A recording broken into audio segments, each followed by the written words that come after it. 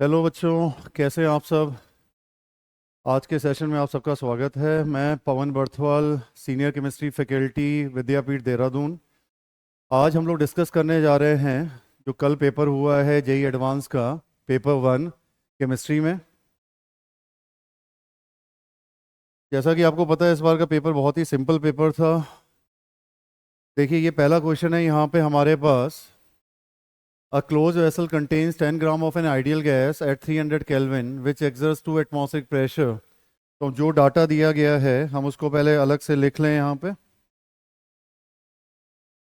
आपके पास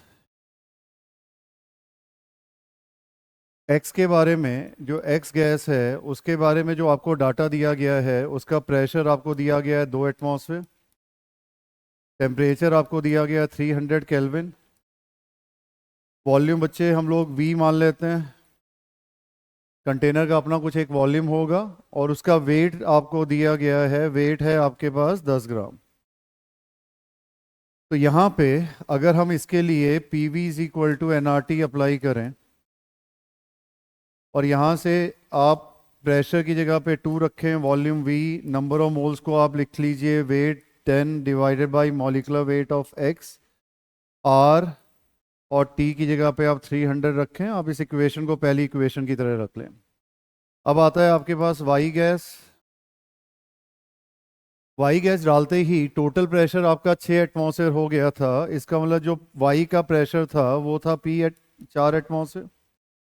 टेम्परेचर वही रखा गया था, 300 केल्विन पे ही गैस ऐड की गई थी। वॉल्यूम तो वही है वेसल का। और वेट जो आपको यहाँ पर दिया गया है दैट इज 80 ग्राम। तो यहाँ पर भी आप जब P V is equal to N R T लगाएंगे तो प्रेशर की जगह पे आपके पास आ जाएगा 4, volume V, number of moles की जगह पे आपके पास 80 divided by molecular weight of Y, R, और 300। तो ये आपके पास सेकेंड इक्वेशन। अगर आप 1/2 करते हैं, 1/2, तो आपके पास my/mx का जो रेशियो आता है वो आता है 4। my/mx का जो रेशियो आता है आपके पास वो आता है आपका 4। अब यहाँ पे हमसे कहा गया है कि RMS, root mean square speed, जिसका फॉर्मूला होता है आपके पास √3RT/m। तो अगर मैं यहाँ पे RMS, क्योंकि बाकी सब कुछ कांस्टेंट है, तो उसके साथ अगर मॉलिक्यूलर वेट का रिलेशन देखूं तो RMS inversely proportional to √m। तो अगर आप RMS of x divided by RMS of y निकालते हैं यहाँ पे, तो वो √my/mx आ जाएगा और आपका फाइनल आंसर आ जाएगा 2:1। तो ये है आपके पास पहले क्वेश्चन का सॉल्यूशन। चलिए अब हम चलते हैं अगले क्वेश्चन में। अगले क्वेश्चन में उसने बोला है कि at room temperature disproportionation of an aqua solution in situ, मतलब during the reaction generated nitrous acid gives the species. तो हमें बात करनी है, तो सबसे पहले हम HNO2 का डिस्प्रपोर्शनेशन देखें। तो HNO2 डिस्प्रपोर्शनेट होकर के आपका देता है HNO3 प्लस में NO गैस। और HNO3 एक्वस है, तो पानी के अंदर ये आपके पास H3O positive plus NO3 minus की फॉर्म पे रहेगा। तो इसका मतलब क्लियर है कि आपके पास जो मौजूद है आफ्टर डिस्प्रपोर्शनेशन वो है आपके पास H3O positive, NO3 minus and NO।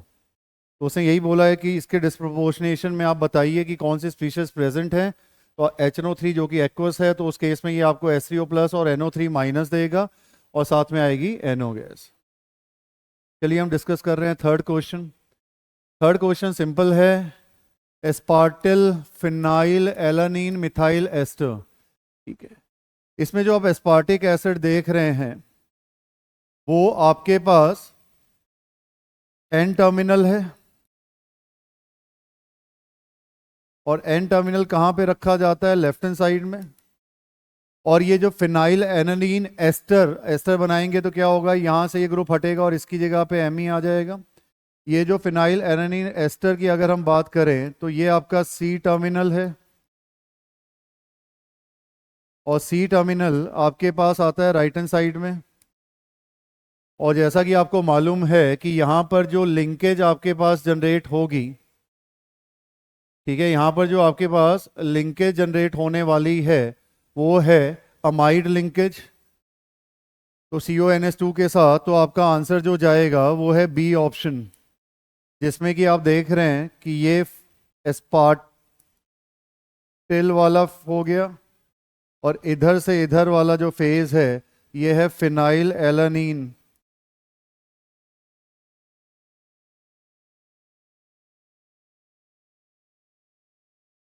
ये वाला जो फेज है ये है फिनाइल एलानीन। तो यहाँ पर इसके वाले OH और इस वाले H का एलिमिनेशन हो करके आपके पास अमाइड लिंकेज बनता है, तो ये आंसर जाएगा बी। चलिए नेक्स्ट क्वेश्चन डिस्कस करते हैं। क्वेश्चन नंबर 4, अगेन बहुत सिंपल क्वेश्चन। उसने आपसे कहा कि ये ऑप्शन चूज कीजिए जिसमें कि पहला वाला ज्योमेट्रिकल आइसोमर दिखा रहा है और दूसरा जो है वो आयोनाइजेशन आइसोमर दिखा रहा है। तो आप पहले वाले ऑप्शन में अगर जाएंगे तो ये जो NiCl4O4 है इसकी टेट्राहेड्रल ज्योमेट्री है, इसकी टेट्राहेड्रल ज्योमेट्री है, तो नो GI। ठीक है, इसमें टेट्राहेड्रल ज्योमेट्री होने की वजह से कोई GI नहीं बनेगा, तो पहला वाला ऑप्शन तो उसी वक्त ही बाहर हो गया। दूसरे वाले केस में आप देख रहे हो ये दोनों के दोनों ही GI दिखाएंगे, ये भी और ये भी विल शो GI।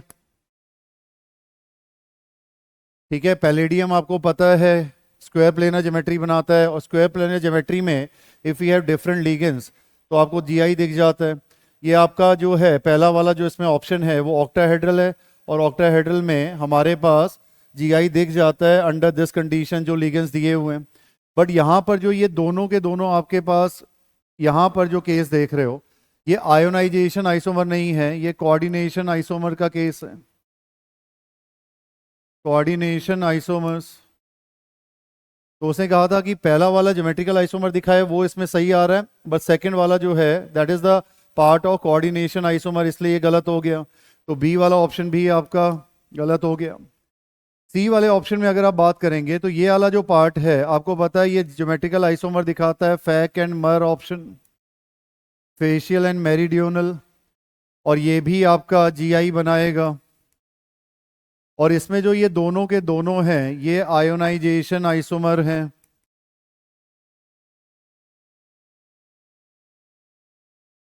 ठीक है, एक्वा सॉल्यूशन में पानी के अंदर दोनों डिफरेंट आयंस दे रहे हैं, ये सल्फेट आयन का टेस्ट देगा, ये क्लोराइड आयन का टेस्ट देगा, तो this goes for ionisation isomer. तो आंसर जाएगा आपका सी।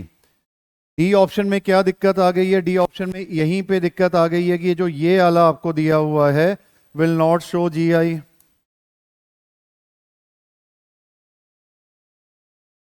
जहां भी कोऑर्डिनेशन नंबर 6 में 5 लीगेंड या 4 लीगेंड एक जैसे होते हैं वहां पर ज्योमेट्रिकल आइसोमर नहीं दिखाई देता, तो पहले वाले ऑप्शन में ही बाहर हो गया ये। और नीचे वाले में भी अगर आप जाएंगे तो ये आयोनाइजेशन आइसोमर नहीं दिखाएगा, क्योंकि पहले वाला भी आपको क्लोराइड का टेस्ट देगा और दूसरा वाला भी क्लोराइड का टेस्ट देगा। तो इसका आंसर जो जाएगा वो जाएगा सी ऑप्शन। चलिए नेक्स्ट क्वेश्चन डिस्कस करते हैं। क्वेश्चन नंबर 5, बहुत ही सिंपल क्वेश्चन था ये। Among the following the state correct statement for electron in an atom is. पहला स्टेटमेंट पढ़िए, uncertainty principle rules out the existence of definite path for electrons, बिल्कुल सही। उसने बोर्स के कॉन्सेप्ट ऑफ सर्टेनिटी को concept of probability से replace किया था। वो जहां पर कहता था कि इलेक्ट्रॉन का जो पाथ है वो फिक्स है, इसने कहा ऐसा नहीं है। ठीक है, वहां पे प्रोबेबिलिटी ऑफ फाइंडिंग इलेक्ट्रॉन हो सकती है पर सर्टेनिटी नहीं। तो जो आपका हेजनबर्ग का प्रिंसिपल था जिसे अनसर्टेनिटी प्रिंसिपल कहते हैं, उसने कॉन्सेप्ट दिया था ऑर्बिटल्स का। तो पहला वाला आंसर सही है, पहला वाला जो है ऑप्शन वो सही है। उसके बाद सेकंड ऑप्शन में कहा गया कि energy of an electron in 2s orbital of an atom is lower than the energy of electron infinitely far away. आपको पता है कि पहले बी और सी ऑप्शन एक ही जैसे हैं। आप न्यूक्लियस के जितने ज्यादा नजदीक होंगे, जैसे मान लीजिए electron n is equal to 1 पे है, तो आप उसके हिसाब से भी जो एनर्जी का फॉर्मूला होता है वो proportional to minus of Z square by N square होता है। तो आप देख सकते हो कि अगर आपका n ज्यादा है तो E की वैल्यू कम आ जाएगी। अगर n आपका कम है, क्योंकि नेगेटिव साइन है, अगर n कम है तो एनर्जी की वैल्यू भी कम आएगी because of this negative sign. उसका कारण भी है कि जितना इलेक्ट्रॉन न्यूक्लियस के नजदीक होता है उस पे फोर्स ऑफ अट्रैक्शन उतनी ही ज्यादा लगती है, और जितनी ज्यादा फोर्स ऑफ अट्रैक्शन लगेगी इलेक्ट्रॉन उतना ही ज्यादा स्टेबल होगा और ज्यादा से ज्यादा एनर्जी रिलीज करेगा।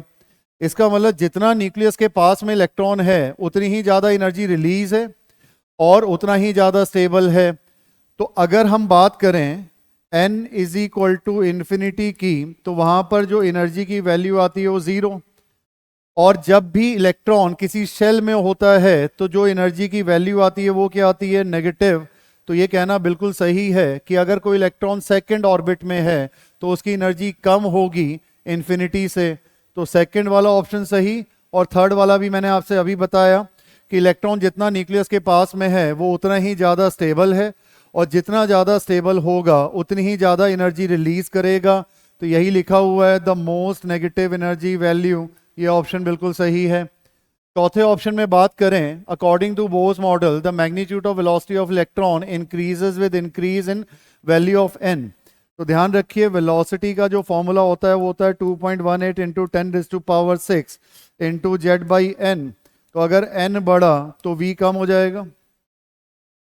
तो n बढ़ने पे वेलोसिटी बढ़ नहीं रही है, वेलोसिटी कम हो रही है। तो इसका मतलब ये जो डी ऑप्शन है ये आपका इनकरेक्ट है। तो इसके आंसर्स में आपके पास आंसर जाएंगे ए, बी एंड सी। चलो बच्चों अब नेक्स्ट क्वेश्चन देखिए, क्वेश्चन नंबर 6 ऑर्गेनिक का क्वेश्चन है। ठीक है, moderate question, reaction of isopropyl with O2। तो अगर हम यहां पर आइसोप्रोपाइल, जिसे क्यूमीन भी बोला जाता है, इसका रिएक्शन O2 फॉलोड बाई अगर आप हाइड्रोलिसिस करते हैं तो आपके पास क्यूमीन हाइड्रोप्रोपोक्साइड बनने के बाद फाइनली आपके पास OH और एसीटोन बनता है। तो उसने बोला कि यहाँ पे जो आपका बाई प्रोडक्ट है, ये मेजर प्रोडक्ट है, ये बाई प्रोडक्ट है, ये है आपका P। तो बाई प्रोडक्ट हो गया P। अब इस एसीटोन को आपने 3 क्लोरीन मॉलिक्यूल के साथ जब आप रिएक्ट करते हो तो आपके पास बनता है CCl3 C double bond OCH3, और ये है आपका Q। अब इस Q की ट्रीटमेंट जब आप करोगे कैल्शियम हाइड्रोक्साइड के साथ तो आपको पता है ये आपका हेलोफॉर्म रिएक्शन है। तो हेलोफॉर्म रिएक्शन में आपके पास बनेगा CHCl3 प्लस में आपके पास आएगा CH3 C double bond O, फिर आएगा कैल्शियम, फिर O, फिर C double bond O and then CH3। तो ये जो आपके पास बना ये है S, और ये जो बना ये है आपका R, कैल्शियम सॉल्ट ये है आपके पास। और जब आप इस कैल्शियम सॉल्ट को, अब जैसे ये अलग अलग केसेस आ गए, तो पहले हमने ये पता कर लिया कि हमारा P क्या है, Q क्या है, R क्या है और S क्या है। तो ये चीज़ें हमें समझ आ गई यहाँ पे। अब हम पहले रिएक्शन की तरफ जाते हैं, ए रिएक्शन, जहाँ पर वो बात कर रहा है कि अगर P का रिएक्शन R के साथ किया जाए तो P आपके पास ये है, इसका रिएक्शन हम R के साथ करते हैं तो ये है आपके पास CH3 C double bond O CH3। इसका रिएक्शन हम करने जा रहे हैं क्लोरोफॉर्म के साथ in the presence of KOH as a base. तो यहाँ पर आपके पास जो प्रोडक्ट बनेगा ये बेस क्या करेगा, इस बेस का काम है इससे यहाँ से एसिडिक H एलिमिनेट करना टू जनरेट CCl3, और यहाँ पर आपके पास CCl3 जो है वो एज अ न्यूक्लियोफाइल, अगर मैं आपके पूरे रिएक्शन की यहाँ पे बात करूँ तो यहाँ पे आप देखिए कैसे होगा, CH3 सी के साथ आपका ये न्यूक्लियोफाइल लग जाएगा CCl3 और फाइनली आपके पास ऊपर OH और यहाँ पे बनेगा CH3। तो इसका मतलब जो प्रोडक्ट यहाँ पे वो दिखा रहा है वो बिल्कुल सही प्रोडक्ट है। तो P का R के साथ रिएक्शन आपको ये देगा। तो जो CCl3 जनरेट होगा वो एज अ न्यूक्लियोफाइल यहाँ से अटैक करेगा इस कार्बन के ऊपर और यहाँ उसके बाद फर्दर फॉलोड बाय एसिडिफिकेशन में O के साथ H लग जाएगा। सेकेंड ऑप्शन है कि रिएक्शन ऑफ R, जो कि आपने कई बार एनसीईआरटी में भी पढ़ा है कि क्लोरोफॉर्म जब O2 के साथ रिएक्शन करता है तो COCl2 मिलती है विच इज फॉस्जीन। तो सेकंड ऑप्शन भी सही है आपका। तीसरा ऑप्शन गलत है क्योंकि आप जानते हो कि जब NaOH के साथ रिएक्शन होता है, जब आप NaOH के साथ यहाँ पर रिएक्शन करेंगे तो ये आपके पास ये जो रिएक्शन यहाँ पर ये दिखा रहा है ये कैनिजारो रिएक्शन दिखा रहा है जो कि यहाँ पर नहीं होगा। ठीक है, यहाँ पर जो आपका रिएक्शन है वो कैनिजारो रिएक्शन, इस केस के लिए बात हो रही है Q के लिए, और Q में आपको पता है कि there is alpha H present. तो जब अल्फा H प्रेजेंट होता है उस कंडीशन में कैनिजारो रिएक्शन नहीं लगता, इसलिए ये ऑप्शन गलत हो जाता है। और बात करें अगर डी ऑप्शन की तो बहुत ही सिंपल सा एनसीईआरटी का ही रिएक्शन है कि अगर आप किसी सॉल्ट ऑफ एसिड को हीट करते हैं तो there will be elimination of calcium carbonate और जो बचा हुआ है वो साथ में कनेक्ट हो जाता है and there is a formation of acetone. तो आप देख रहे हो कि वापस से आपके पास P मिल गया। तो इसका मतलब डी ऑप्शन भी आपका सही है। तो ये है इसका सॉल्यूशन क्वेश्चन नंबर 6 का। सिंपल बट थोड़ा सा मॉडरेट क्वेश्चन कह सकते हैं आप, आपको सीरीज ऑफ रिएक्शंस पता होने चाहिए। क्वेश्चन नंबर 7 अगेन बहुत ही simple question, least at least 3 molecule follow octet rule. तो अगर हम बात करें वॉयलेशन ऑफ ऑक्टेट रूल की कैटेगरी में कौन से आते हैं, वो आते हैं ऑड इलेक्ट्रॉन, दूसरा सब ऑक्टेट जिनका ऑक्टेट कंप्लीट नहीं होता, और तीसरा सुपर ऑक्टेट वाले। ये वो हैं जो वॉयलेशन क्रिएट करते हैं जो नहीं फॉलो करते। तो पहले वाले में ये ऑक्टेट रूल है, मैं लिख देता हूं जो जो मॉलिक्यूल ऑक्टेट रूल फॉलो कर रहे हैं। ऑक्टेट रूल फॉलो हो रहा है यहाँ पे C2H4 में आपका ऑक्टेट रूल फॉलो हो रहा है और HCl में आपका ऑक्टेट रूल फॉलो हो रहा है। उसके अलावा H2SO4 आपका ऑक्टेट रूल फॉलो कर रहा है। उसके अलावा O3 आपका ऑक्टेट रूल फॉलो कर रहा है। उसके अलावा जो जो नहीं कर रहे हैं वो है NO2 ऑड इलेक्ट्रॉन मॉलिक्यूल है, ये ऑड इलेक्ट्रॉन है। तो ऑड इलेक्ट्रॉन मॉलिक्यूल में आपके पास दो हैं NO एंड NO2, ये भी आपका ऑड इलेक्ट्रॉन मॉलिक्यूल है। और इसके अलावा BCl3 सब ऑक्टेट है। तो ये सारे के सारे वॉयलेशन ऑफ ऑक्टेट रूल में जा रहे हैं। तो उस हिसाब से जो आंसर है वो पहला, जिसमें हमारे पास 3 या 3 से ज़्यादा, तो 3 तो है ही यहाँ पे, अगले में भी 3 है हमारे पास O3 HCl एंड H2SO4। इसमें सिर्फ 2 ही हैं जो फॉलो, 2 भी नहीं है, एक ही है जो फॉलो कर रहा है, दैट इज H2SO4। और अगले वाले में देखोगे तो CO2 O3 एंड C2H4 ये फॉलो कर रहा है। तो इसका आंसर जाएगा A, B एंड D। चलिए अगला क्वेश्चन देखें। थर्मोडायनेमिक्स का क्वेश्चन है। आपको पता है डेल्टा H आइडियल गैस के लिए NCP डेल्टा T होती है। अब जो X से Y तक है ये आइसोथर्मल है। अगर आप X से Y तक का ग्राफ देखेंगे तो टेम्परेचर X से Y के लिए कांस्टेंट है। तो X से Y के लिए जो आपका delta H X to Y है वो 0 हो जाएगा। और अगर हम बात करें डेल्टा H Y से लेकर के Z तक, तो उसके लिए फॉर्मूला लगेगा NCP delta T। For monoatomic CP आपके पास होता है 5/2R। तो यहां से अगर आप delta H Y to Z निकालेंगे तो ये हो जाएगा 5 मोल्स 5/2। आर की वैल्यू वहां पर 8.3 दी गई है और टेम्परेचर डिफरेंस जो है वो है आपके पास 415 से लेकर के 335 तक का। तो ये जब आप सॉल्व करेंगे तो आंसर आपके पास फाइनल आंसर आ जाएगा।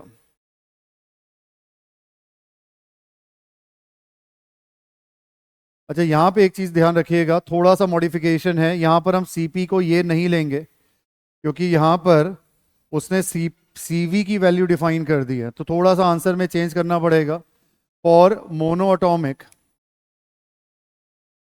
अदरवाइज अगर जनरल होता तो क्योंकि उसने सीवी की वैल्यू मुझे दी है तो सीपी आपको पता है सीवी प्लस आर होता है और सीवी की वैल्यू उसने दी है 12, तो प्लस में हम आर दैट इज 8.3, तो ये आ जाएगा 20.3। तो सीवी प्लस आर करके सीपी आ जाएगा। और अब आप सीधा फॉर्मूला लगा लें, delta H is equal to 5 into 20.3 that is CP और साथ में 415 माइनस 335, ये आपका फाइनल आंसर आ जाएगा। ठीक है बच्चों, ये है आपका क्वेश्चन नंबर 8। क्वेश्चन नंबर 9 बहुत ही ज़्यादा सिंपल क्वेश्चन, मतलब एक मेंस लेवल का सिंपल सा क्वेश्चन है जो कि आप लोग रेगुलर में पढ़ते हो। आपको पता है फॉर कॉम्प्लेक्स रिएक्शन जो आपके पास होता है, जो आरडीएस होता है वो होता है स्लो स्टेप। ठीक है, स्लो स्टेप जो है वो आरडीएस है, तो उसके हिसाब से अगर हम रेट लिखेंगे यहाँ पे तो वो हो जाएगा के कंसंट्रेशन ऑफ N2O2 और साथ में आएगा कंसंट्रेशन ऑफ H2। क्योंकि कॉम्प्लेक्स का हर स्टेप अपने आप में एलिमेंट्री है तो we can straight away write the rate law for this. और क्योंकि ये आपके पास एक इंटरमीडिएट है तो इंटरमीडिएट को हमें रिप्लेस करना होता है, तो हम इसे रिप्लेस करेंगे फ्रॉम इक्वेशन 1। तो फ्रॉम इक्वेशन 1 अगर आप देखेंगे तो आपके पास के सी बोल देता हूं दैट इज इक्विलिब्रियम कांस्टेंट, और वो हो जाएगा concentration of N2O2 divided by NO का स्क्वायर।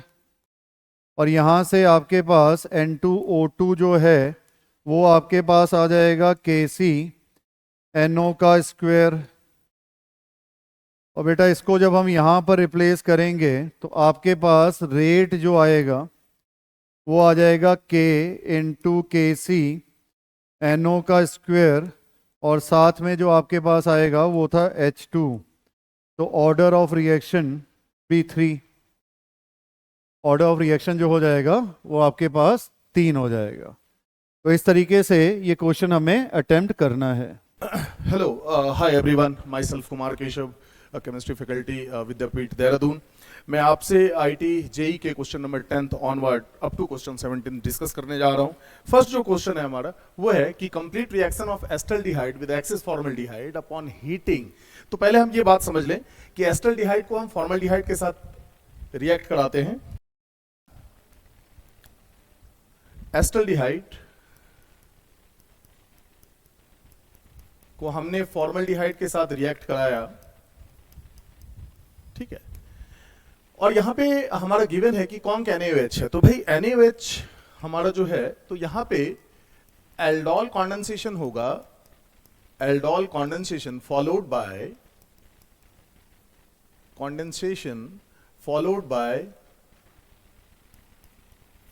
बाय कैनिजेरोज रिएक्शन, ठीक है।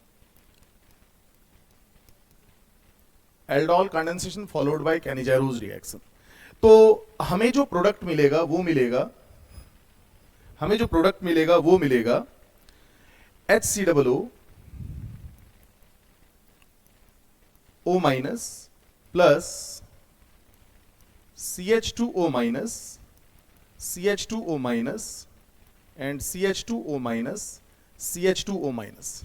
अब आप देखिए यहां पे कहा गया है कि हमारा ये कंपाउंड P है जो हमें मिला और ये कंपाउंड Q है। तो हमारा P does not gives aldol test, ठीक है। P हमारा मैंने यहाँ पे इसे हम Q मानेंगे और इसे P मानेंगे। ये हमारा Q है और ये हमारा P है। तो यहां बोला गया है कि हमारा P जो है वो टॉलेंस टेस्ट नहीं देगा, it will not undergo Tollens test, no Tollens test, जबकि Q हमारा टॉलेंस टेस्ट देगा, टॉलेंस टेस्ट देगा। तो हम समझ सकते हैं कि हमारा बनने वाला जो कंपाउंड होगा aldol condensation followed by Cannizzaro reaction, वो हमारा Q और P हमारा ये होगा। नाउ अब इसमें जो हमारा ये P है, ठीक है, P with excess of cyclohexanone. अब इस P को जो हमारा टॉलेंस टेस्ट नहीं देगा, इसे साइक्लोहेक्सेनॉन के प्रेजेंस में catalytic amount of P टॉलिन sulphonic acid, जिसे हम PTSA कहते हैं, उसके साथ रिएक्ट करा के हम प्रोडक्ट R बनाते हैं। तो चलिए प्रोडक्ट R की बात कर ले हम। हमारा जो प्रोडक्ट R होगा वो क्या होगा, पहले हमने जो हमारा P बना है जो टॉलेंस टेस्ट नहीं देता है, वो एसिडिफिकेशन के लिए जाएगा। तो will get CH2OH, CH2OH, CH2OH, CH2OH। अब इसे हम साइक्लोहेक्सेनॉन के साथ रिएक्ट कराएंगे और साइक्लोहेक्सेनॉन हमारा क्या होगा, एक्सेस में होगा। साइक्लोहेक्सेनॉन हमारा क्या होगा, एक्सेस में होगा। तो अब जो हमारा प्रोडक्ट बनेगा वो प्रोडक्ट बनेगा R, और वो R कैसा होगा ये समझेंगे।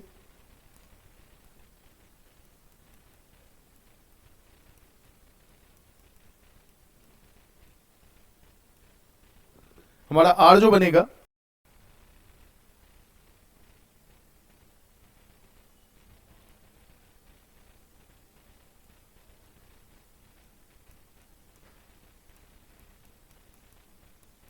ये एक्सिस में है हमारा,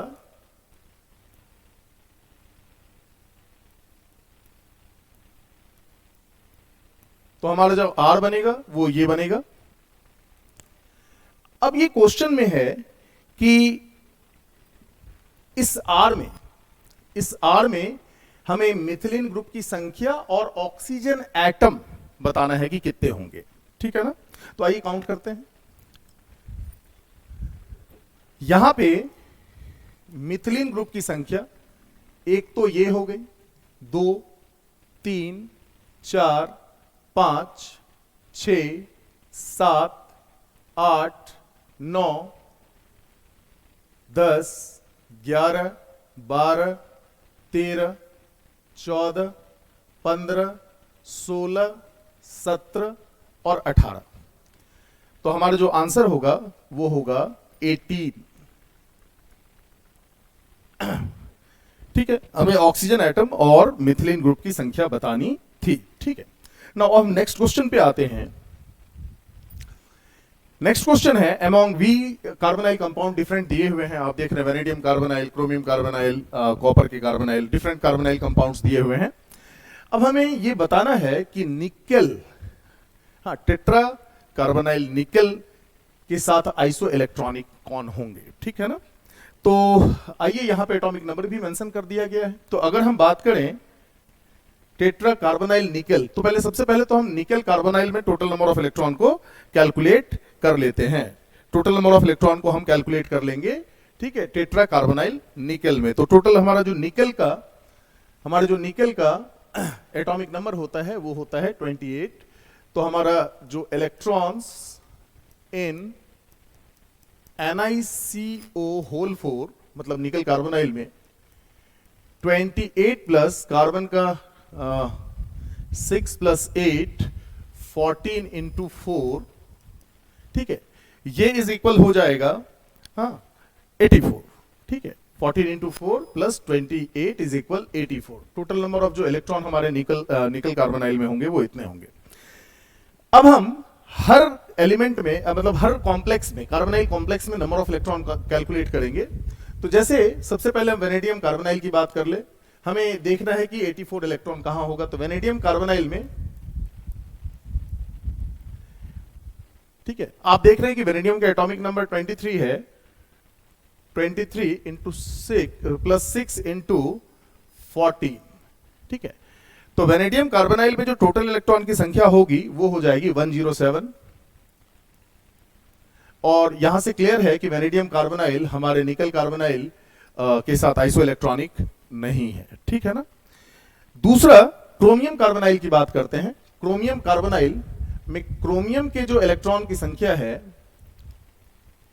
होल 5, तो क्रोमियम का एटॉमिक नंबर 24 होता है प्लस 5 इंटू 14, ठीक है। तो यहां पे हम जो इलेक्ट्रॉन्स कैलकुलेट कर पा रहे हैं क्रोमियम कार्बोनाइल पे वो हो जाएगा 94, और यहां पे क्रोमियम कार्बोनाइल भी हमारे निकल कार्बोनाइल के साथ आइसोइलेक्ट्रॉनिक नहीं होगा, ठीक है। अब कॉपर कार्बोनाइल की बात करें तो कॉपर CuCO होल थ्राइस में कॉपर का एटॉमिक नंबर 29 होता है, और हमारा जो कार्बोनाइल ग्रुप की संख्या है वो यहां पे हो जाएगा 3, तो 3 इंटू 14, ठीक है, दिस इज 29, ठीक है, 3 इंटू 14। नाउ कॉपर कार्बोनाइल में जो टोटल इलेक्ट्रॉन की संख्या होगी वो होगी 71, और ये भी निकल कार्बोनाइल के साथ आइसोइलेक्ट्रॉनिक नहीं होगा। कॉपर कार्बोनाइल के बाद मैग्नीज के बारे में बात करें, MnCO होल 5, मैग्नीज का एटॉमिक नंबर 25 होता है, प्लस कार्बोनाइल की संख्या 5 है, 5 इंटू 14, तो यहां पे जो हमारे टोटल इलेक्ट्रॉन्स की संख्या होगी वो होगी 5 इंटू 14 प्लस 25, 94, और ये भी हमारे निकल कार्बोनाइल के साथ आइसोइलेक्ट्रॉनिक नहीं होगा, ठीक है। अब बात करते हैं आयरन कार्बोनाइल की, ठीक है। Iron carbonyl FeCO whole 5, iron 26 plus 5 into 14, 5 into 14, यहां जो टोटल इलेक्ट्रॉन्स की संख्या होगी वो होगी, एक बढ़ जाएगा बस यहां से 95, और ये भी हमारे निकल कार्बोनाइल के साथ आइसोइलेक्ट्रॉनिक नहीं होगा। अब हम लोग कोबाल्ट कार्बोनाइल की बात करें। कोबाल्ट कार्बोनाइल में जो टोटल इलेक्ट्रॉन की संख्या होगी, अभी देखिए कोबाल्ट का एटॉमिक नंबर 27 होता है, CO होल थ्राइस, ये 27 प्लस 14 इंटू 3 मल्टीप्लाई करेंगे विल इक्वल टू, ये हमारी हो जाएगी 42 और 27, 42 और 27, दिस इज 72, और ये भी हमारे निकल कार्बोनाइल के साथ आइसो इलेक्ट्रॉनिक नहीं होगा, ठीक है ना। नाउ अब बात करते हैं क्रोमियम कार्बोनाइल की, ठीक है।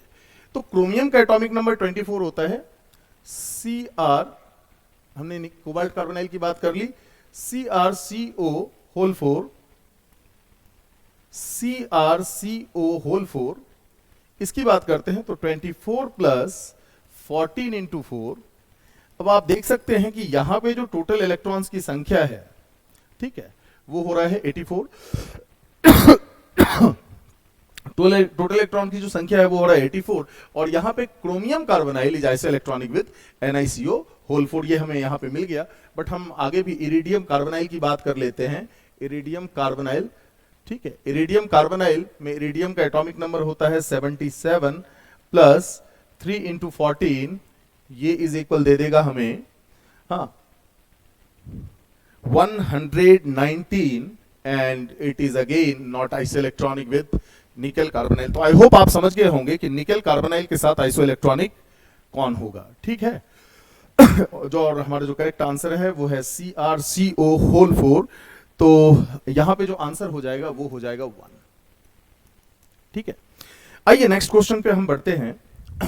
नेक्स्ट क्वेश्चन है हमारा कि ये एक एस्टर है और इसको 3 Hg+2 H3O+, हाँ, Zn Hg amalgamated zinc plus HCl और H3O+ दिया जाता है। तो सबसे पहले क्या होगा, Hg और H3O+ इसे इनॉल में कन्वर्ट करेगा। ये इनॉल जो हमारा बनेगा वो देखिए, यहां पे टोटल हमारा कार्बन 17 है। जो हमारा इनॉल बनेगा वो बनेगा CH2 double bond COH CH2 whole 15 COOET, ये हमारा इनॉल बना। अब ये इनॉल टॉटोमेराइज होगा, और ये जो हमारा इनॉल बना है वो किससे बना है, तो by the action of HgH3O+ के साथ, ठीक है ना। हमने इसे क्या किया, CH2 होल 15 COOET, ठीक है जी। इसे हमने Hg+2 और H3O प्लस दिया, इट विल गिव्स अस इनॉल, ठीक है। अब यहां पे ये जो इनॉल बना ये टॉटोमेराइज होगा, ठीक है, ये टॉटोमेराइज होगा और यहां पे ये जो हमारा हाइड्रोजन है will moves to this carbon and double bond यहां शिफ्ट होगा। आप सब लोग टॉटोमेराइजेशन जानते हैं कैसे होता है। तो we will get ketone whole 5 COOET, ठीक है। अब अगर मैं अमलगमेटेड जिंक की बात करूं तो अमलगमेटेड जिंक आप लोगों ने क्लेमेंसन्स रिडक्शन पढ़ा होगा। ये अमलगमेटेड जिंक इस कीटोनिक ग्रुप को कन्वर्ट करेगा CH2 में, देन हमारा जो प्रोडक्ट बनेगा वो बनेगा CH2 होल 16 कर रहा हूं मैं यहां पे, ध्यान से समझेंगे क्यों, COOET। तो अमलगमेटेड जिंक की कहानी भी हो गई। अब हम क्या करेंगे, आप समझ रहे हैं ना, ये अमलगमेटेड जिंक ने क्या कर दिया, यहां पे मैंने CH2 जो यहां बनेगा उसे क्लब कर दिया हूं, ठीक है। अब यहां पे हम लोग इसे क्या करेंगे, हाइड्रोलिसिस करेंगे। Hydrolysis of ester, we all know that hydrolysis of ester gives us acid and alcohol. तो हमारा जो यहां से बॉन्ड ब्रेक होगा, ठीक है, यहां पे हमारा पानी कटेगा, दोनों में बटेगा और हमारा जो प्रोडक्ट हो जाएगा वो होगा CH3 CH2 whole 16 COOH plus ETOH। I hope आप समझ रहे होंगे यहां पे हमने क्या किया।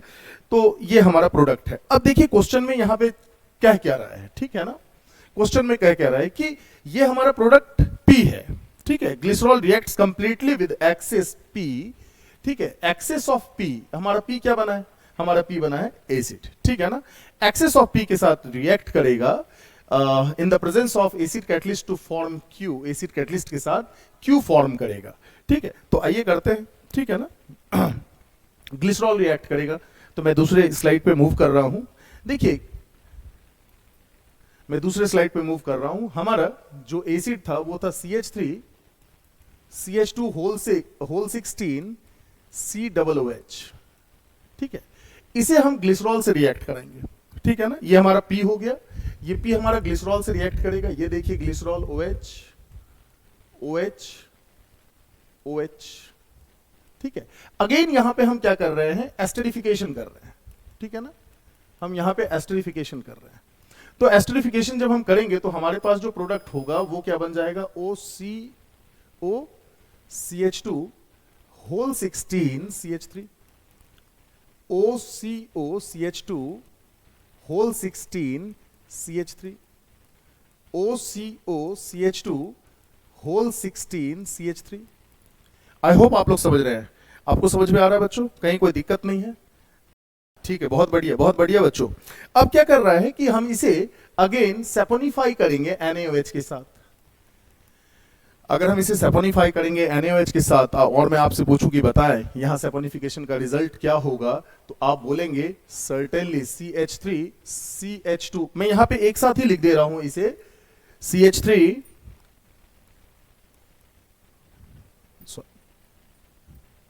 ठीक है, CH3 CH2 होल 16, ठीक है, COONA।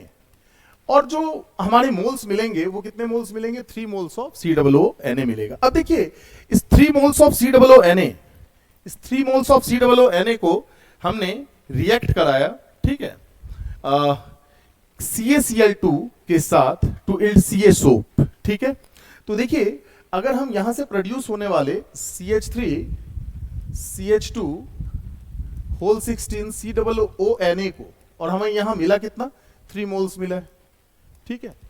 इसे अगर हम लोग CaCl2 के साथ रिएक्ट करा दें तो हमें क्या मिलेगा, CH3 CH2 whole 16 COO whole twice Ca, ठीक है। बट अगर यहां पे देखिए आप, अगर ये 3 मोल है तो यहां बनने वाला ये कितना हो जाएगा, 1.5 मोल्स।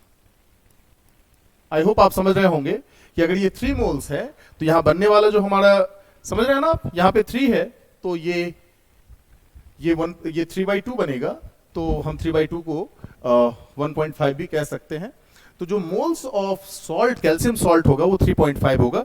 तो अगर मैं यहां पे मास कैलकुलेट करूं तो हमारा जो मास होगा, mass is equal moles produced into molecular weight, ठीक है ना। अब हमारा मोल्स कितना प्रोड्यूस हो रहा है 1.5, और अगर आप इसके मॉलिक्यूलर वेट को कैलकुलेट करेंगे, ठीक है, तो ये होगा 606, और जब आप मल्टीप्लाई करेंगे 1.5 को 606 के साथ तो हमें आंसर मिलेगा 909 ग्राम। तो 909 is the correct answer of this question. I hope मैं आप लोगों को समझा पाया, ठीक है। नाउ हम लोग अब नेक्स्ट क्वेश्चन पे मूव करेंगे, ठीक है, हम लोग नेक्स्ट क्वेश्चन पे मूव करेंगे। हमारा next question, among the following complexes the total number of diamagnetic species. अब डायमैग्नेटिक स्पीसीज के लिए क्या होना चाहिए, सारे इलेक्ट्रॉन पेयर्ड होने चाहिए, ठीक है। सबसे पहले हम लोग MnNH3 whole 6 to power plus 3 इसकी बात कर लेते हैं। MnNH3 whole 6 to power plus 3, ठीक है।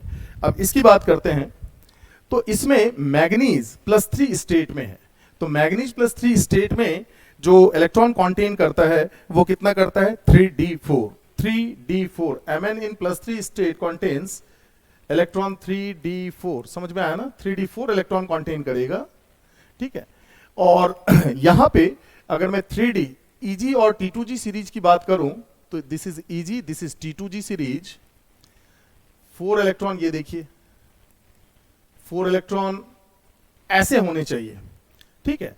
बट चूंकि हमारा यहां पे जो लिगेंड है वो स्ट्रॉन्ग फील्ड लिगेंड है, तो ये जो हमारा Eg सेट का इलेक्ट्रॉन है ये क्या होगा, वो यहां पेयर्ड हो जाएगा, और हमारी जो व्यवस्था हमें मिलेगी वो मिलेगी कुछ ऐसी, ठीक है। But still because of having 2 unpaired electron it is paramagnetic. आप देख सकते हैं यहां पे 2 अनपेयर्ड इलेक्ट्रॉन होने की वजह से ये क्या होगा, पैरामैग्नेटिक होगा, ठीक है। तो देखिए इस क्वेश्चन को करने का तरीका बड़ा ही सिंपल सा है कि अगर वीक फील्ड लिगेंड है तो वहां पेयरिंग नहीं होगी, जैसे क्लोरीन, फ्लोरीन, ठीक है। हमें सिर्फ और सिर्फ स्ट्रॉन्ग फील्ड लिगेंड के केस को थोड़ा यहां कंसीडर करना होगा। जैसे मैंने NH3 को कंसीडर किया, nitrogen donor and carbon donor are SFL, strong field ligand. तो अब अगर मैं यहां पे नेक्स्ट स्ट्रॉन्ग फील्ड लिगेंड, क्योंकि पेयरिंग वही होती है, ठीक है, और पेयरिंग होने के बाद भी अगर कोई इलेक्ट्रॉन अनपेयर्ड है तो वो पैरामैग्नेटिक होगा। बट पेयरिंग की संभावना जहां है उसकी बात कर लेते हैं। तो दूसरा जो हमारा पेयरिंग का संभावना है वो है FeNH3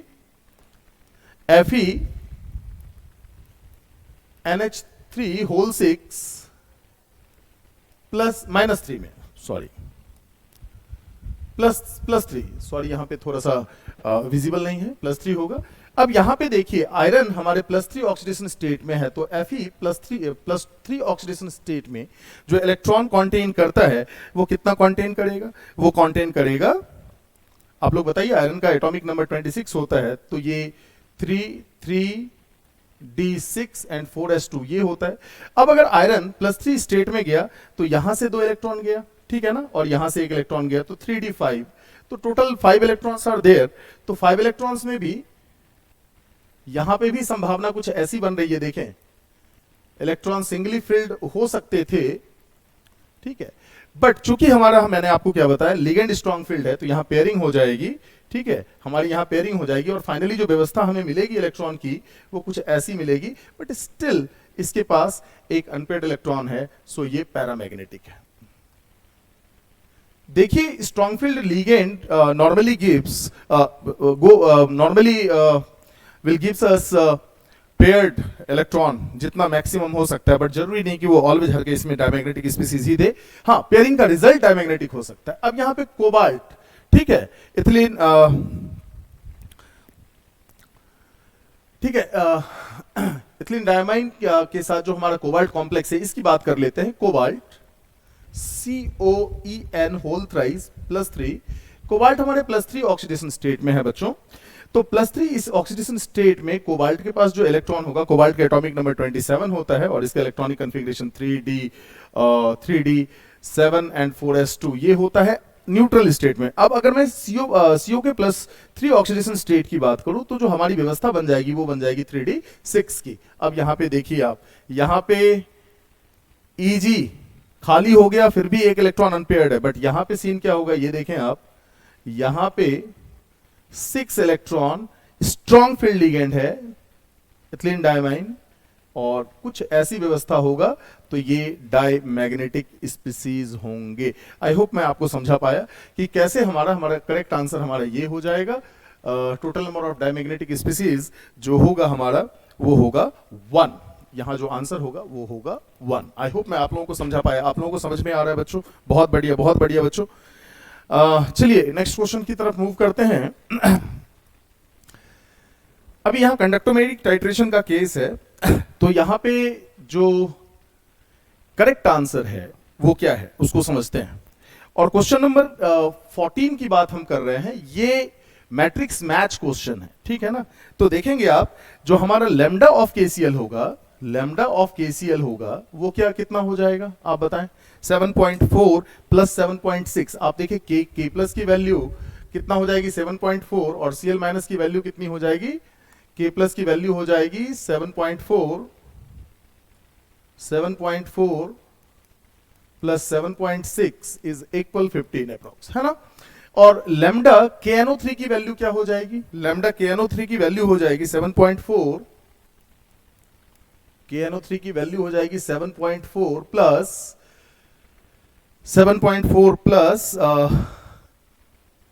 7.2, ये इज इक्वल हो जाएगा 14.6। तो थोड़ा सा ही डिफरेंस आपको दिख रहा है। तो यहां जो ड्रॉप होगा वो बहुत स्लाइट ड्रॉप होगा, और ये बात P और Q दोनों के लिए होगा। यहां पे देख लीजिए KCl है, यहां पे देखिए NaCl है, तो P का जो करेक्ट आंसर होगा वो होगा हमारा 3rd, एंड Q का जो आंसर होगा वो होगा हमारा 4th, ठीक है ना। ठीक है जी, हमारा P क्या होगा 3rd एंड Q क्या होगा 4th, ठीक है। नाउ आगे देखते हैं, हमारा R की बात करते हैं। R में NaOH और टाइट्रेंट हमारा HCl है ना। तो NaCl की अगर मैं बात करूं, ठीक है, तो OH रिप्लेस किया जाता है Cl माइनस से, तो लैम्डा ऑफ Cl माइनस हम यहां देख सकते हैं, lambda of Cl minus is less than lambda of OH minus, तो हमारा क्या हो जाएगा? R का ऑप्शन होगा 2। आप देखिए सडन चेंज है ना, तो R यहां पे R का ऑप्शन हो जाएगा 2। नाउ अब हम बात करेंगे S के बारे में। S में शार्प ड्रॉप होगा। S में क्या होगा? शार्प ड्रॉप होगा, क्योंकि स्ट्रॉन्ग बेस को वीक एसिड से हम रिएक्ट कराते हैं, समझ में आया ना। शार्प ड्रॉप होगा, शार्प याद रखेंगे। तो S का जो आंसर होगा वो 5। ये देखिए शार्प ड्रॉप हो रहा है, S का आंसर हो जाएगा 5। और इस तरह से अगर मिलाएं P3, ठीक है, P3 Q4 R2 S5, C will be the correct answer. तो नाउ बच्चों आई होप मैं आपको समझा पा रहा हूं, ठीक है। इस बार क्वेश्चन का लेवल ठीक था। हम इसे ना ज्यादा टफ कह सकते हैं, इसे ना ज्यादा इजी कह सकते हैं। आप लोगों को समझ में आ रहा है बच्चों? आप लोगों को आ रहा है? बहुत बहुत बढ़िया मृणाल, बहुत बढ़िया मृणाल, बहुत बढ़िया मृणाल। तो अभी हम बात करेंगे, यहां पे अगेन हमारा 2 लिस्ट है, XeF2, XeF4, XeO3, XeO3F2, ठीक है। अब हमें यहां मिलाना है स्ट्रक्चर और लोन पेयर के साथ। तो XeF2 का जो स्ट्रक्चर होता है, चलिए मैं एक एक करके स्ट्रक्चर ड्रॉ करता हूं। XeF2 का जो स्ट्रक्चर होता है वो कुछ ऐसा होता है।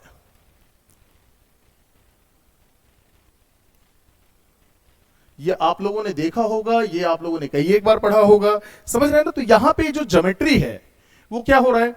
TBP हो रही है, ट्राइगोनल बाइपिरामिडल। बट इसके पास जो लोन पेयर ऑफ इलेक्ट्रॉन है वो कितने हैं? 3।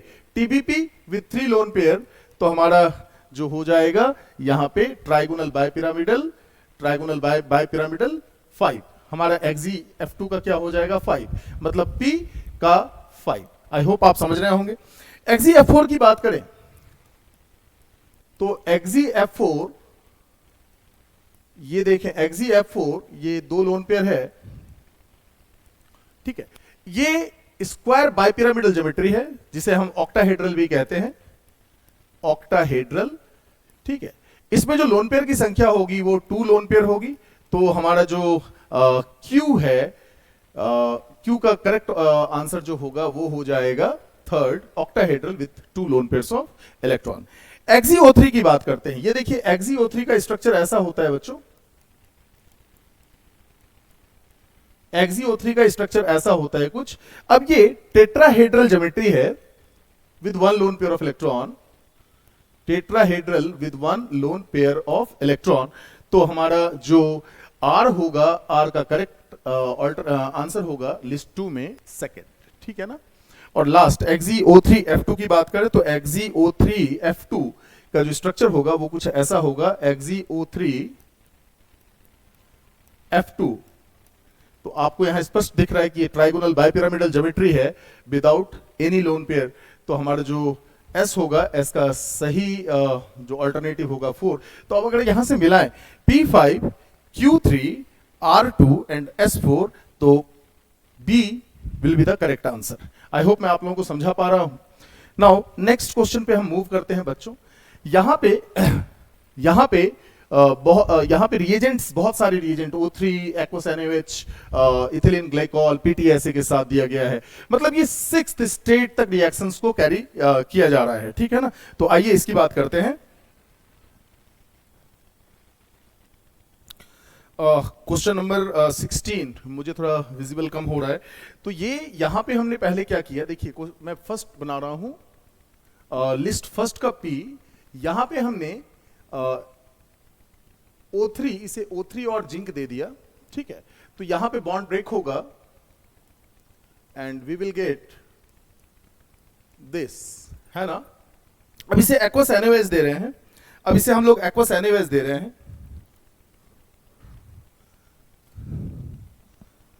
अब इसे हम एक्वस NaOH दे रहे हैं, तो एक्वस NaOH से ये इंट्रामोलिकुलर एल्डोल कर लेगा, ठीक है, because of having alpha hydrogen with it. तो ये इंट्रामोलिकुलर एल्डोल कर लेगा और जो हमारा प्रोडक्ट बनेगा वो बनेगा कुछ ऐसा,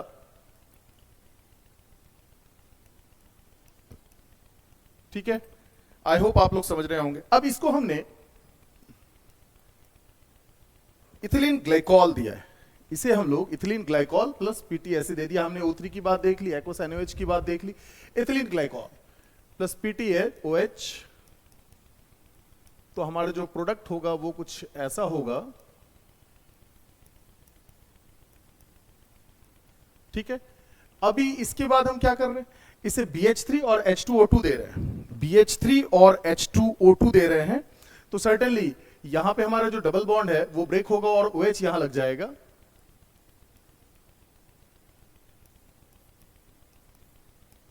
यहां हमारा OH लग जाएगा, ठीक है। यहां का डबल बॉन्ड ब्रेक हुआ।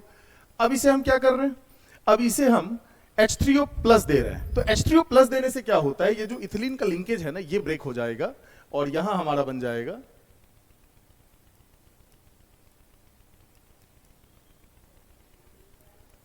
ठीक है, this will be the CHO, sorry, ठीक है, ये हमारा बन जाएगा CHO, ठीक है। अभी हम क्या कर रहे हैं, हमने H2O भी दे दिया, अब NaBH4 दे देंगे तो ये जो CHO है ये रिड्यूस हो जाएगा, ये OH है ये रिड्यूस हो जाएगा CH2OH। तो अगर मैं यहां प्रोडक्ट की बात करूं तो इसमें जो हमारा P है, P का हमारा ये देखिए आप 3, P का हमारा 3 आ रहा है, P का 3। आई होप आप समझ रहे होंगे, ये पूरा पाथवे है रिएक्शंस का। अब मैं यहां पे Q की बात कर रहा हूं, यहां हमने P की बात कर ली, अब Q की बात कर रहा हूं। Q क्या होगा, आइए समझते हैं Q। हमने ये मिथाइल साइक्लोहेक्सीन ले ली हमने। अब मिथाइल साइक्लोहेक्सीन को हम क्या कर रहे हैं, सबसे पहले ओजोन के साथ, तो ओजोन के साथ ट्रीट कराएंगे तो यहां से बॉन्ड ब्रेक होगा, O3Zn, यहां से बॉन्ड ब्रेक होगा, बहुत बढ़िया, बॉन्ड ब्रेक करते हैं बच्चों।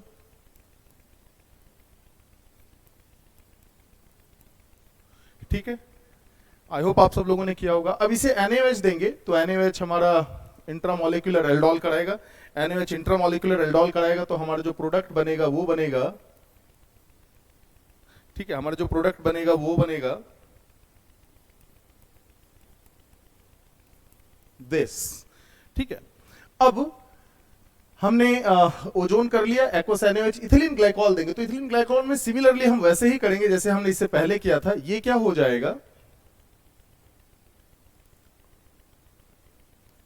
CH3, ये हमारा इथिलीन ग्लाइकॉल के साथ, इथिलीन ग्लाइकॉल के साथ ये हमारा प्रोडक्ट बनेगा। अब इथिलीन ग्लाइकॉल को हम ट्रीट करेंगे, इथिलीन ग्लाइकॉल को हम लोग ट्रीट करेंगे।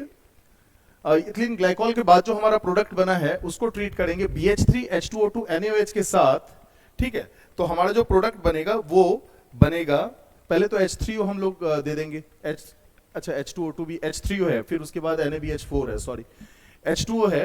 तो अगर मैं H2O दे दूंगा तो जैसे मैंने आपको पहले बताया था कि यहां पे ये OH बन जाएगा, समझ रहे हैं ना, यहां पे ये OH बन जाएगा, सॉरी एक मिनट, ठीक है। यहां पे हमने जैसे दिया था H2O, ठीक है, तो यहां पे CHO बन गया, वैसे ही ये कार्बोनाइल बन जाएगा।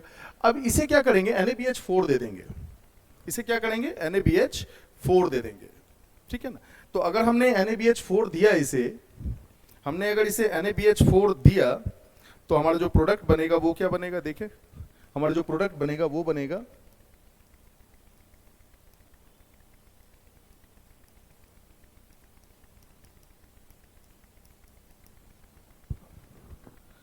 तो ये हमारा प्रोडक्ट बनेगा। तो हमारा जो आंसर होगा, NaBH4 H2O दिया हमने पहले, ठीक है, तो हमारा जो आंसर होगा Q का, आप देख सकते हैं यहां पे 5 will be the correct answer. तो हमारा Q का क्या हो जाएगा, 5 हो जाएगा, Q का 5 विल बी द करेक्ट। अब यहां पे मैं नेक्स्ट स्लाइड पे मूव करूंगा। हमारा जो नेक्स्ट स्लाइड, आप क्वेश्चन देख सकते हैं होंगे, मुझे बार बार क्वेश्चन रिपीट करने के लिए मुझे बैक करना होगा स्लाइड को, इसलिए मैंने क्वेश्चन अपने पास रखा हुआ है, ठीक है। अब यहाँ पे ये कंपाउंड हमने ले लिया, अभी आपको ये दिखेगा, आप बड़े आराम से स्लाइड में बैक जाकर के देख पाएंगे, ठीक है, क्योंकि मेरी मजबूरी है, मुझे नए स्लाइड में जाना होगा। तो हम बात कर रहे हैं आर की। आर में हमारा जो कंपाउंड हमें दिया गया है वो है दिस, ठीक है। इसे सबसे पहले इथिलीन ग्लाइकॉल के साथ हम क्या करते हैं, रिएक्ट कराते हैं PTSA के प्रेजेंस में। तो अगेन हम वैसे ही करेंगे बच्चों, यहां पे क्या हो जाएगा हमारा, देखिए ये लिंकेज बन गया हमारा यहां पे। अब इसे BH3 के साथ रिएक्ट कराएंगे, तो BH3 क्या करता है, यहां डबल बॉन्ड हटाएगा और OH लगाएगा। तो हमारा जो प्रोडक्ट बनेगा वो देखिए यहां बन जाएगा OH, यहां CH3 और ये O, ठीक है, ये बनेगा। अब इसे अगर मैंने NaBH4 से रिएक्ट करा दिया, यहां क्वेश्चन में आप देखेंगे NaBH4 है, आप क्वेश्चन देख सकते हैं, यहां पे क्वेश्चन में NaBH4 है। अगर मैंने NaBH4 के साथ इसे ट्रीट कराया तो क्या हो जाएगा, ये हमारा ये बन जाएगा OH, दिस CH3, ये OH यहां आ जाएगा, ये OH यहां आ जाएगा। तो R का जो हमारा करेक्ट आंसर होना चाहिए, R का आप लोग भी देख सकते हैं, R का जो करेक्ट आंसर होना चाहिए वो होना चाहिए 4, ठीक है ना। तो R का करेक्ट आंसर क्या हो जाएगा, 4, R का करेक्ट आंसर हो जाएगा 4, R4, ठीक है। आई होप आप ये समझ रहे होंगे। नाउ अब हम S की बात कर लेते हैं। S में जो हमें कंपाउंड दिया गया है वो दिया गया है दिस वन, ठीक है।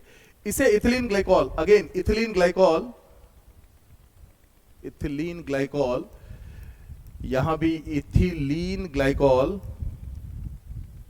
इथिलीन ग्लाइकॉल के साथ हमने ट्रीट किया। इथिलीन ग्लाइकॉल के साथ ट्रीट करें, अगेन बच्चे क्या होगा, वैसे ही होगा, ठीक है। इथिलीन ग्लाइकॉल के साथ ट्रीट करेंगे तो क्या होगा, देखें CH3, इथिलीन ग्लाइकॉल के साथ ट्रीट कर देंगे, ये देखिए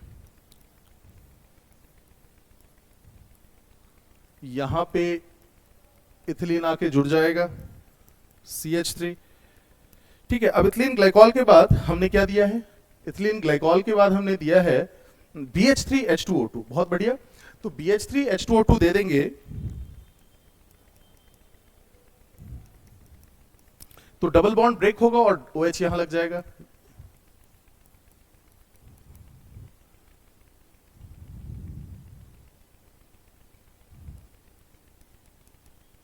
ठीक है।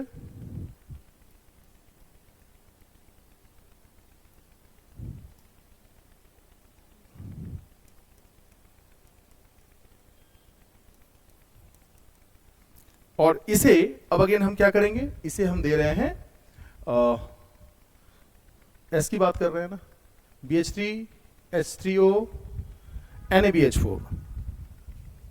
अच्छा H2O भी देंगे, H2O देंगे तो ये यहां पे हमारा ये लिंकेज खत्म हो जाएगा, ये बन जाएगा CH3OH।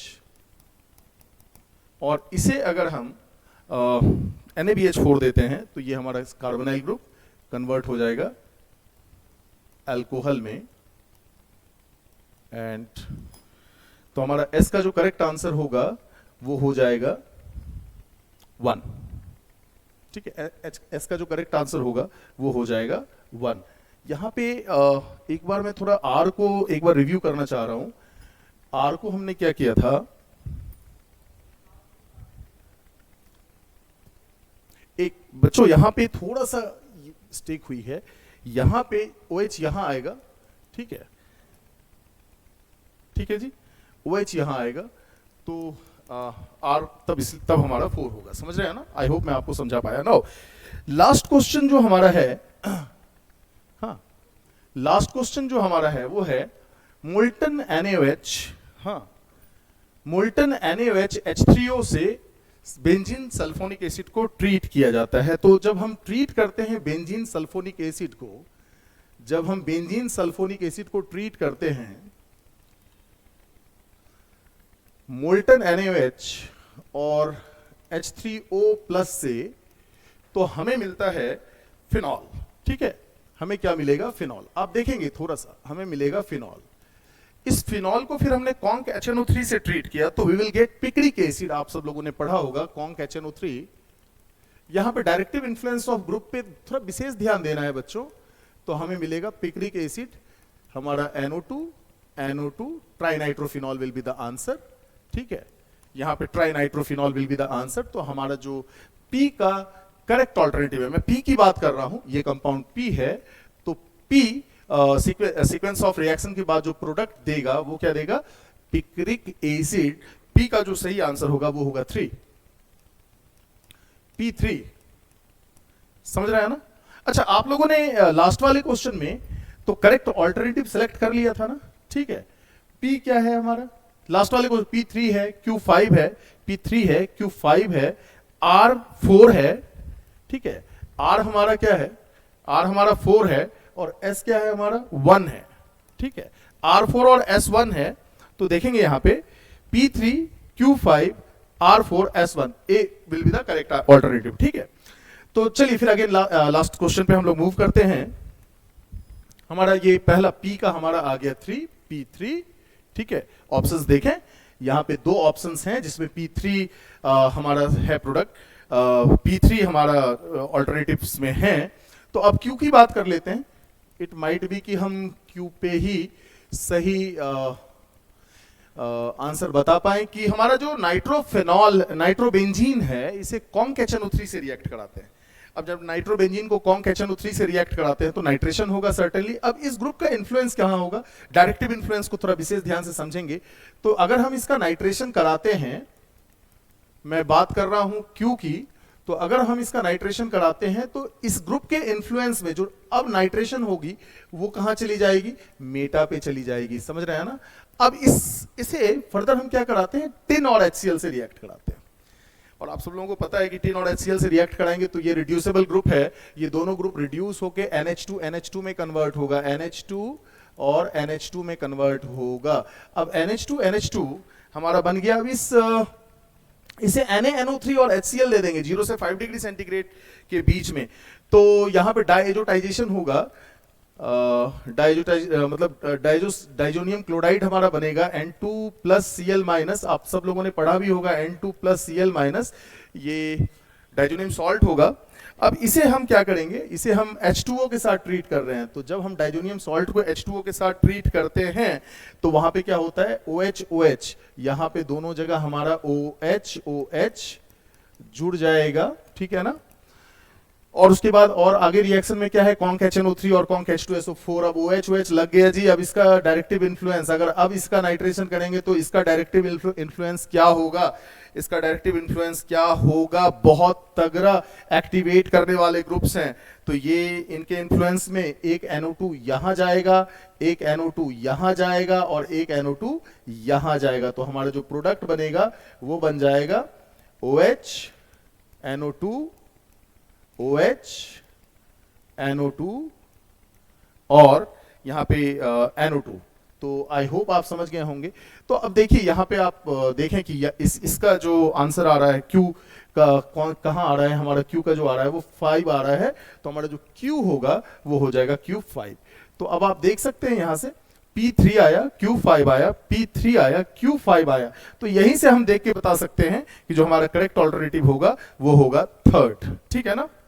नाउ वैसे इन दोनों केसेस को भी हम डिस्कस कर लेते हैं। ठीक है, फटाफट के अंदाज में इन दोनों केसेस को भी डिस्कस करते हैं हम फटाफट के अंदाज में। देखते हैं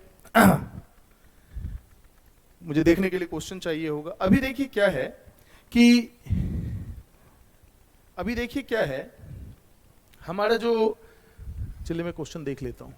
हमारा जो R है, ठीक है, हमारा जो R है, अब R की बात कर लेते हैं। R हमारा क्या है, देखिए R हमारा है OH लगा हुआ है यहां पे। ठीक है जी, R हमारा ये बेंजीन रिंग है, इसमें OH और OH लगा हुआ है। ठीक है ना। इसे हम किससे ट्रीट करते हैं बच्चों, इसे हम ट्रीट करते हैं कॉन्क H2SO4 और नाइट्रेशन करेंगे, सिंपली इसका नाइट्रेशन करेंगे। तो इसका अगर हम नाइट्रेशन करेंगे तो नाइट्रेशन जब हम करते हैं तो डायरेक्टिव इन्फ्लुएंस ऑफ ग्रुप, समझ रहे हैं ना, डायरेक्टिव इन्फ्लुएंस ऑफ ग्रुप। अच्छा, नाइट्रेशन करेंगे कॉन्क H2SO4 से पहले ट्रीट करेंगे, देन कॉन्क HNO3 देंगे। थोड़ा सा समझेंगे नाइट्रेशन। तो यहां पे हमारा जो दोनों सब्स्टिट्यूशन रिएक्शन होगा बेसिकली, और यहां पे जो हमारा प्रोडक्ट बनेगा वो बनेगा SO3H SO3H। ठीक है, ये बन जाएगा। अब हम क्या करेंगे इस SO3H को, अच्छा सॉरी मेरी मुझसे मिस्टेक हुआ है थोड़ा सा, सल्फ OH और OH यहां पे है। यहां पे हमारा सल्फोनिक एसिड बनेगा, और सल्फोनिक एसिड जो बनेगा इस ग्रुप के इन्फ्लुएंस में यहां पे SO3H, और इस ग्रुप के इन्फ्लुएंस में जो हमारा SO3H होगा वो वहां यहां पे बनेगा। ठीक है ना, SO3H। नाउ अब हम इसे क्या करेंगे, अब हम इसे ट्रीट करेंगे, देखेंगे आप, अब हम इसे ट्रीट करेंगे HNO3 से। ठीक है, अब अगर हम इसे HNO3 से ट्रीट करते हैं तो नाइट्रेशन होगा सर्टेनली। पहले हमने क्या किया, कॉन्क H2SO4 से ट्रीट कर दिया, अब इसे कॉन्क HNO3 से ट्रीट करेंगे। तो अब क्या होगा, अब इन सारे ग्रुप्स का जो डायरेक्टिव इन्फ्लुएंस होगा, अब हमारा जो NO2 है वो यहां आएगा, और हमारा जो प्रोडक्ट होगा वो हो जाएगा OH SO3H। ठीक है, SO3H, ये OH और हमारा NO2 यहां चला जाएगा। अब हम कॉन्क HNO3 से ट्रीट कराने के बाद क्या कर रहे हैं, वाटर दे रहे हैं और हीट दे रहे हैं। वाटर और हीट जब हम देंगे तो हमारा जो प्रोडक्ट बनेगा वो क्या बन जाएगा, वाटर और हीट जब हम देंगे तो हमारा जो प्रोडक्ट होगा वो क्या होगा, ये जो SO3H ग्रुप है वो निकल जाएगा, और हमारा जो प्रोडक्ट है वो बन जाएगा OH NO2 OH। This will be the product. तो हम करेक्ट ऑल्टरनेटिव्स में आते हैं। तो ऑल्टरनेटिव्स में हमारा जो सही ऑल्टरनेटिव हमें लग रहा है वो R का लग रहा है 4, एंड आई होप आप समझ पा रहे होंगे। R का लग रहा है 4। ठीक है, तो हमने 3 ऑप्शन से हमने 3 मिला लिया। R4 हमारा C एकदम करेक्ट है, P3 Q5 तो हम ला रहे थे, R4 भी लाके देख चुके हैं। ठीक है, तो 3 ऑप्शंस को डिस्कस करके हम बड़ा कॉन्फिडेंटली इस बात को बता सकते हैं कि हमारा जो करेक्ट ऑल्टरनेटिव है, मतलब 3 केसेस को P Q R, इन तीनों केसेस को देख करके हम ये बड़े आराम से बता सकते हैं, बड़े कॉन्फिडेंट वे में बता सकते हैं कि the correct alternative is C।